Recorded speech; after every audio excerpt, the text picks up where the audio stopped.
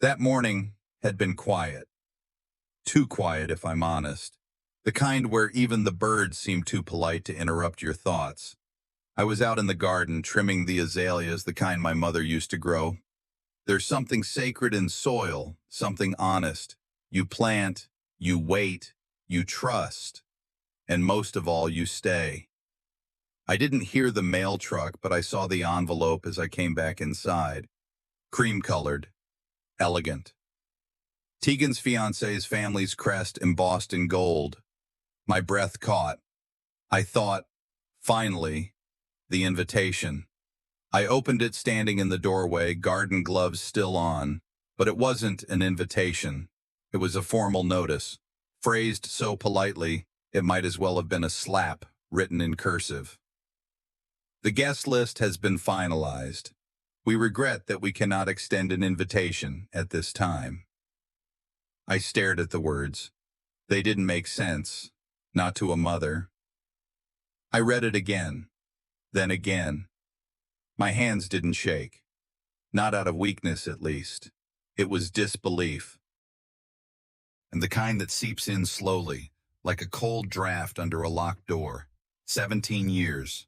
I worked double shifts so the child could go to college. I skipped meals to buy her prom dress fabric. I lied to bill collectors. I prayed hard. And now, I wasn't on the list. It felt like someone had quietly erased my name from my own life. You don't forget the ache of a second job, especially when you take it so your daughter never sees the lights get shut off. After James walked out, after Clarissa walked in, I made a choice. No alimony, no begging, just grit. I cleaned houses by day and restocked shelves at night. I didn't do it for pride. I did it because I wanted to be the hero she could grow up watching. Clarissa was sugar in public and vinegar in silence. She smiled too wide, laughed too loud, and slowly, she rewrote my part in the story. Friends who used to call me started calling her. My daughter stopped talking about school at the dinner table. I remember the first time Clarissa met Tegan. At a birthday dinner, she wore pearls that weren't hers and called me Dell. Not Delaney, just Dell. Like I was someone she tolerated. In Texas, family dinners are politics in disguise, and Clarissa knew how to campaign. We teach people how to treat us by what we allow, Dr. Phil once said. That line didn't hit me until years later. Maybe I'd been teaching them that I'd accept being invisible. I waited until the sun dipped low before I called Tegan. My voice didn't tremble. I asked calmly, "Sweetheart, I got something in the mail today." There was a pause. "Mom, it's complicated." In the background, I heard Clarissa's voice. Not clear, but sharp enough to cut. "Don't make it worse," she said. I softened my tone. "Tegan, remember the pink prom dress? The one I sewed by hand?" She sighed. "Mom, I just don't want any drama, okay?" Drama! I raised her alone. Where was the drama then? They're not protecting me, I realized. They're protecting their image. Tegan's voice was thinner now, like someone trying to end a conversation without guilt. Please don't make this harder." I opened my mouth to speak, then closed it, and hung up. Not in anger, but clarity. Silence was all I had left, but even silence had weight. The rain started around 9 p.m., tapping gently against the kitchen window. I sat with a cup of tea, staring at my laptop. Something told me to check my spam folder. There it was, an automated email from the wedding planner, dated 3 days ago. I clicked Restore, and my heart stopped. Next to my name, Staff Vendor Coordination. They didn't forget me. They reassigned me. I wasn't uninvited. I was demoted. I said it out loud, just to hear how stupid it sounded. My own daughter's wedding, and they slotted me somewhere between flower girl and caterer. Outside, the wind picked up. The porch light flickered. Inside, I was still, but not calm. I built that child's future, and now they've rebranded me as help. I didn't scream. I didn't text. I didn't post anything passive-aggressive on Facebook like Clarissa would have done. Instead, I printed that email, folded it neatly, slid it into the back of my drawer where I keep birth certificates and tax returns. Then I opened another drawer and took out something older, An embroidered napkin, Tegan's initials in pink thread, her third-grade project. I used to pack her lunch with it every Monday. I laid it beside the printed invite. "They can host their wedding," I whispered. "I'll attend in my own way." I sat there a moment longer, rain softening, kitchen silent. They thought I'd stay quiet. They forgot where quiet women store their receipts. It's been a week since the envelope. Not a call, not a text, just the same stillness, like a house that forgot to breathe. I kept to myself, skipped the neighborhood walk, closed the curtains earlier than usual. I even avoided Sunday service, not because I was ashamed, but because I couldn't stand the look of sympathy. I didn't want people whispering in their pews, saying "bless her heart" while passing the collection plate. Instead, I wrote pages and pages, not for anyone to read, just to make sense of it all. Because when you're strong, you don't cry, you observe, you study the silence and what's hidden in it.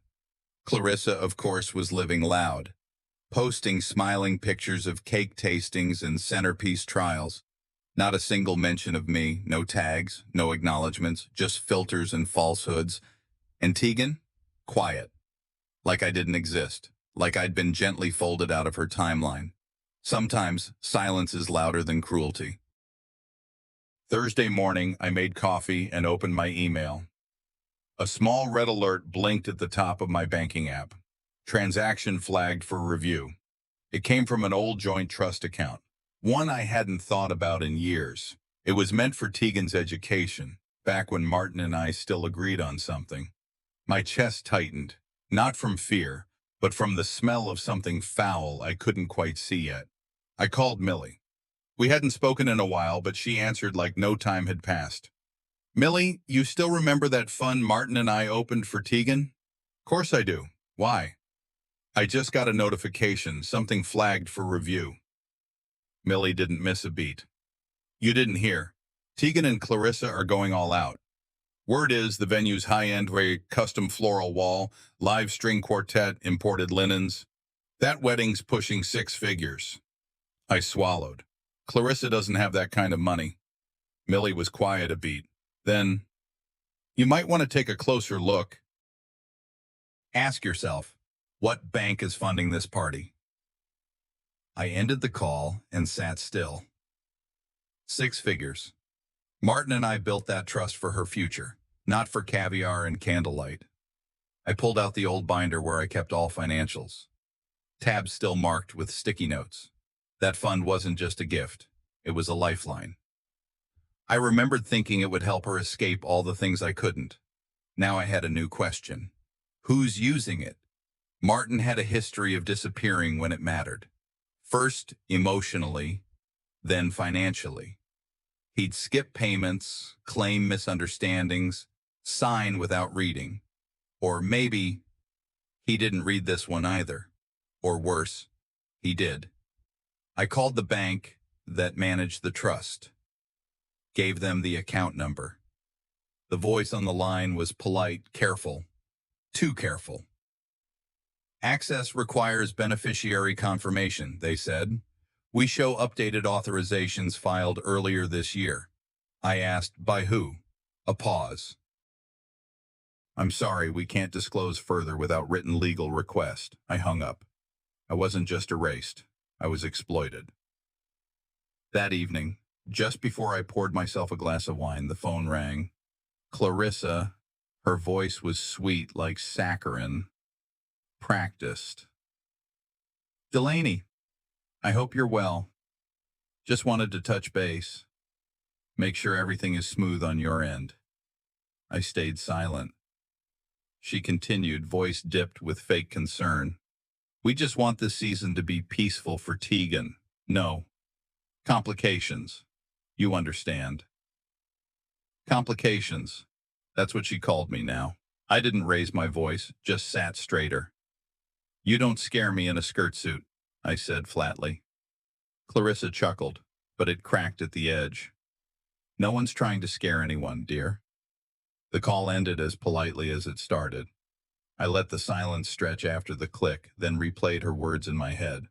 I hit record before she hung up. just in case. They expected me to nod, stay out of the pictures, maybe send a gift from the clearance aisle, but they forget something. I read everything, and I keep everything. I opened my file drawer, laid out papers, printed emails. I started sorting, not to attack, to prepare, no shouting, no scenes, just the quiet work of a woman who'd had enough.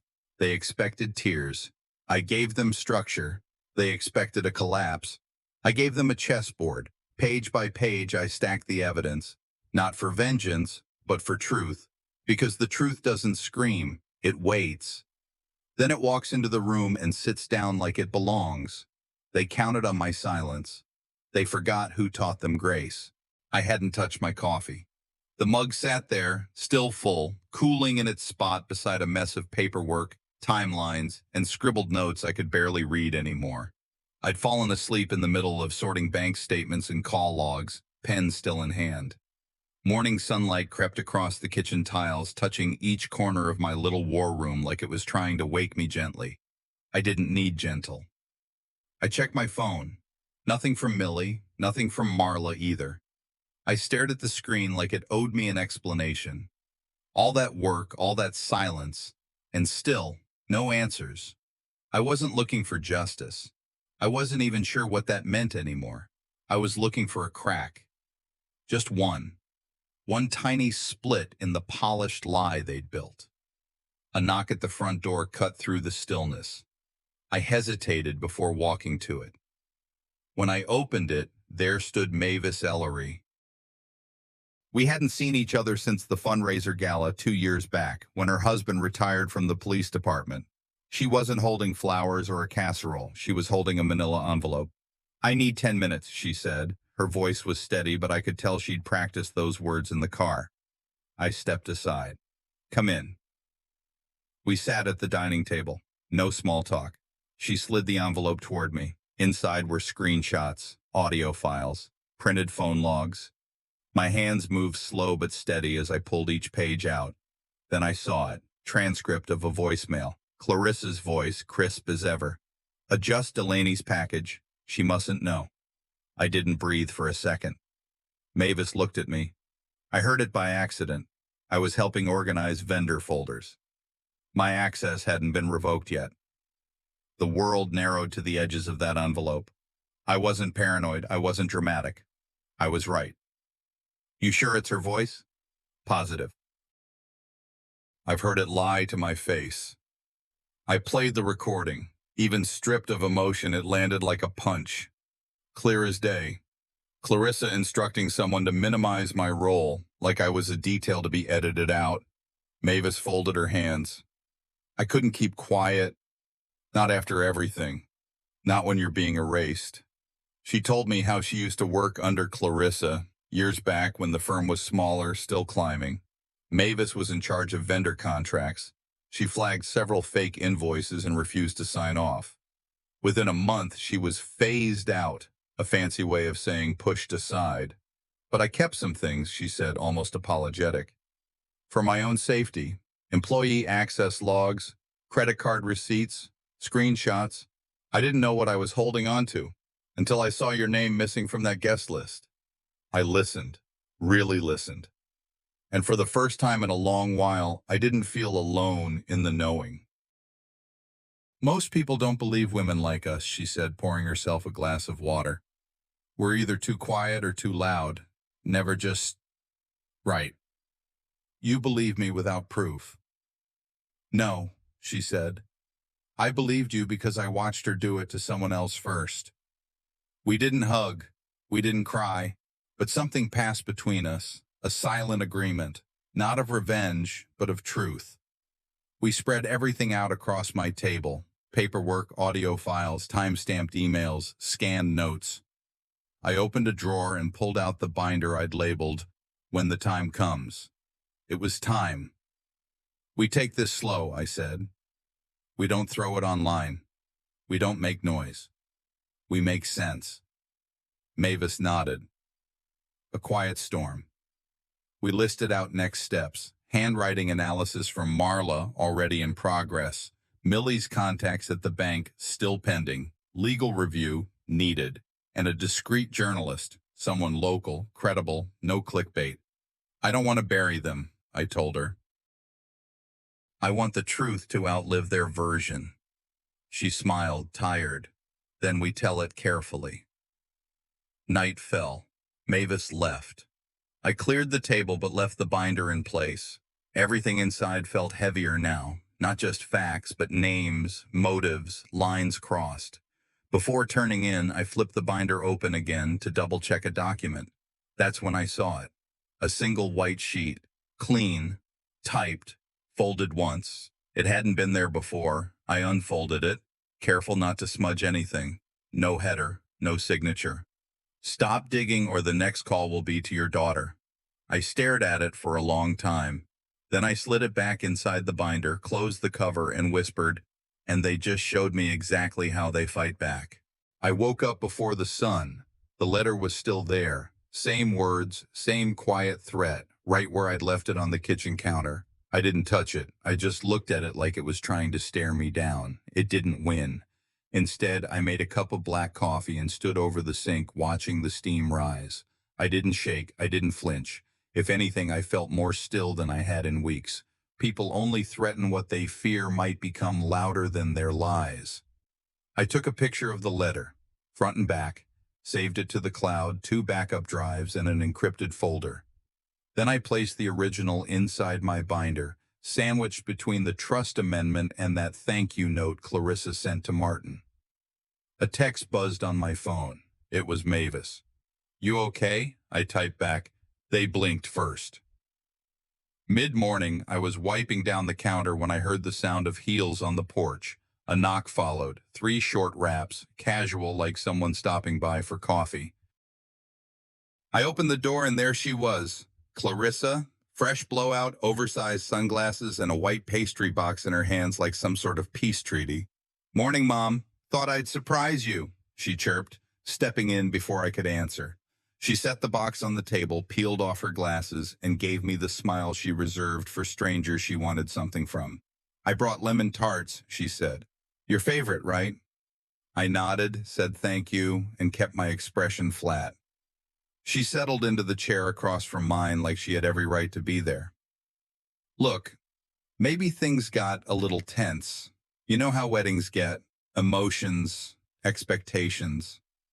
She paused, then tried again. "Maybe we've been too hard on you, Mom." I watched her closely. She didn't come here to apologize. She came here to assess damage. She kept going. "I talked to Tegan about the reception. We're thinking maybe after the formal stuff, you join us for the after party. Something more casual." No pressure. I smiled politely, nodded, gave her nothing, let her fill the silence. Clarissa leaned forward just slightly. "It'd be sad if this whole thing got messier than it needs to." There it was. The real message tucked neatly into a line wrapped in frosting. I tilted my head. "Messy?" I hadn't noticed. She laughed. "Too fast, too thin.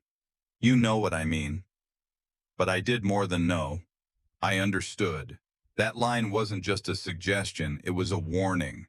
She thought she was in control of the narrative, that the silence I held was weakness, that I'd trade dignity for dessert. But I remembered her tells, the way her nostrils flared when she was lying, the way her voice rose half a note when she was cornered. I sat still, let her squirm. "You taught me how to fight in silence, Clarissa. I'm just returning the lesson." She stayed another 10 minutes, made more small talk than she probably had in a year. Then left with a half-hearted hug and the parting shot. "Let's keep this light, okay?" After the door shut, I didn't waste time. I turned on my phone camera and recorded a new video log. I kept it clear, steady, addressed it to Tegan, told him what I knew, what I had. I didn't accuse. I documented. There's a difference. Then I opened my laptop and drafted a formal letter to the National Wedding Planner Board, attaching documentation about Clarissa's fraudulent invoices. I knew their ethics code better than she did. I'd paid for her certification classes a decade ago. I reached out to an old real estate lawyer who'd once helped me with a zoning issue, asked if she had time to discuss financial misappropriation within family-held trusts. She did. Then I searched whistleblower protections related to family foundations and fraudulent asset use, took notes, created new folders. It wasn't about payback. It was about record keeping. That evening, I poured myself a glass of wine and sat on the couch, binder by my side. The house was quiet, the kind of quiet that used to ache, but now felt like armor. My phone buzzed. Unknown number. A single text. Confirmed. Her name's no longer on the guest list. That was it. No context. No signature. I stared at it. And just like that, their mask slipped straight into my inbox. I woke up before dawn again. The applause from last night was still resonating in my ears. Not loud like a crowd cheering, but soft, persistent. I lay in the dark, hands gripping my sheet, replaying the moment when those screens flickered to life. I had made them see. I got out of bed and walked to my study. The binder sat on the desk, waiting. I pulled it open and skimmed. What worked? Where I froze. My heart was uneasy, despite the victory. Opening my email, I saw one flagged message marked urgent from my bank's fraud department. I stood still for a moment, then clicked. The email detailed a series of large transfers, Clarissa's account, the trust fund, strange routing, sudden shifts, copies of wire slips. The bank's audit team had flagged it. Both she and I were CC'd. Shock gave way to calculation. This was both danger and vindication rolled into one. I screenshot everything, forwarded the bundle to Mavis and Verna, labeled it Exhibit A. I watched them open it, saw their faces crease. They knew I had the upper hand now. Later, I found another envelope waiting on my doorstep. Martin's old stationery, postmarked years ago. Inside was a letter from Mom, Maureen. In faded ink, she expressed pride, regret, a warning.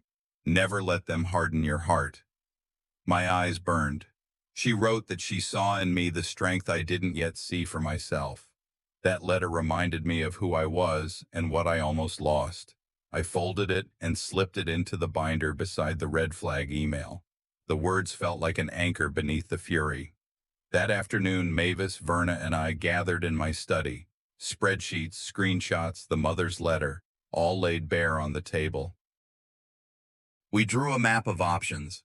Release the red flag email in a controlled press statement, use Mom's letter as moral grounding in public filings, file for an injunction to freeze the transfers tying Clarissa's accounts, hold back the full documents until she stumbles first. I spoke with steady voice. We're not going to burn it all tonight. We'll let the frame crack on its own. They nodded. The strategy was tight, calculated, enough for truth to swim free, but not enough to trigger an early collapse. Just then, my phone buzzed. Tegan's name flashed on the screen. My chest tightened. I hit speaker. Mom, I need to see that letter you wrote. Silence fell across my living room. Something I thought belonged to the past just walked back into my life. Chapter 9. The Resolution. Moving Beyond the Past. The gravel crunched beneath my boots as I stepped out of the truck, wind lifting the edge of my scarf. Martin's cabin stood just as it had the day he left it. Porch light burned out, moss starting to reclaim the edges of the steps, and that faint, woodsy smell of pine and dust clinging to the air. The lake barely moved, still under the pale October sky. I hadn't been back since before the wedding. I didn't know if I'd ever come back at all. But something about the quiet here didn't feel like avoidance anymore. It felt like readiness. Inside, the cabin was untouched. His flannel jacket still hung over the chair. The mug on the counter still had the faint ring of coffee at the bottom. I set my bag down and walked straight to the cedar trunk under the window. That's where I'd hidden the box. Letters, old photos, sealed envelopes I hadn't dared open. One envelope rested on top, my name in his handwriting. The ink slightly faded. I held it a moment longer than I needed to, then sat down and opened it. To Delaney, only when you're ready. I read it once in silence, then again aloud. Martin's words were careful. He spoke of regrets, of the ways he'd let the weight of peacekeeping become silence. He admitted he should have protected me better. stood between me and Clarissa's schemes.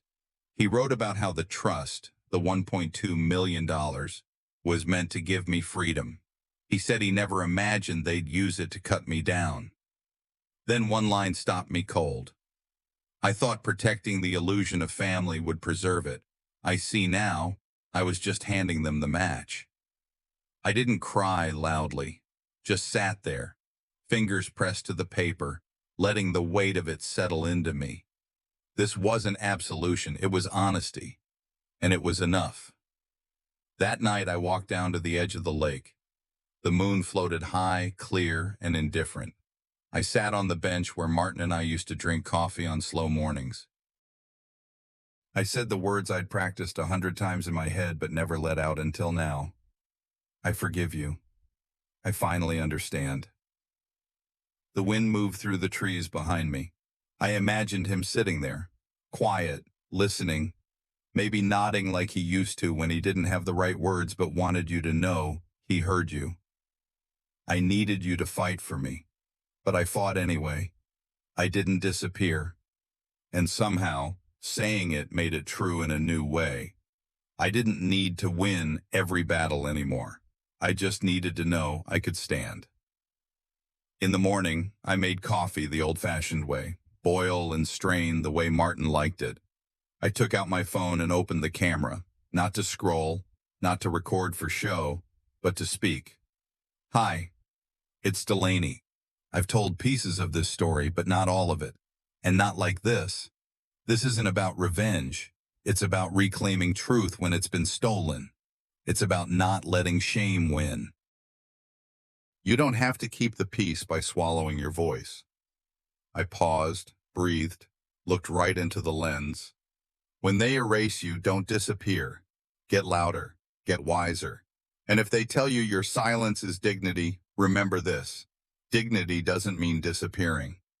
Then I held up the letter from Martin, and next to it I placed the words from someone far wiser than either of us. Maya Angelou said, "Still, like dust, I'll rise." That afternoon I packed the letter and his flannel shirt into a box marked Keep. I left the rest untouched.